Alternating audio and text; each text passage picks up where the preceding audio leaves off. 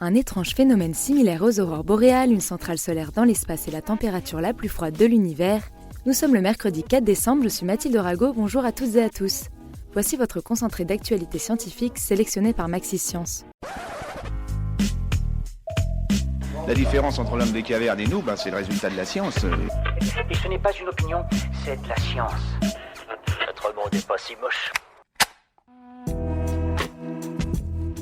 Au premier regard, le phénomène céleste surnommé Steve ressemble à une banale aurore boréale. Mais des photos ont permis aux astronomes d'en découvrir plus sur Steve.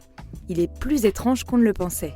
Les sortes de palissades vertes qu'il a formées dans le ciel sont en effet similaires aux aurores boréales. Mais le ruban mauve qu'il a laissé sur son passage serait en fait dû à une réaction chimiluminescente encore inconnue qui fait penser au filament d'une lampe à incandescence.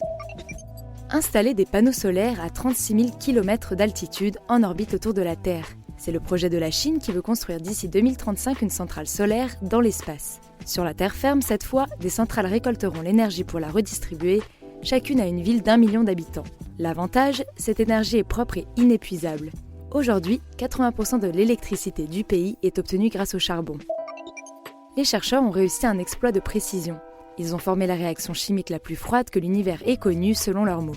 Les températures qu'ils ont obtenues seraient bien plus froides que l'espace interstellaire, à quelques millions de degrés au-dessus du zéro absolu. Pour ça, ils ont forcé 2 molécules glaciales à se rencontrer et à réagir. Cette découverte devrait aider à comprendre comment on pourrait plus efficacement créer de l'énergie. Elles auraient 5 fois plus de risques de développer la maladie. D'après de nouvelles recherches, les femmes dont la mère souffre d'un syndrome des ovaires polykystiques, ou SOPK, sont plus susceptibles d'être à leur tour atteintes par ce trouble endocrinien.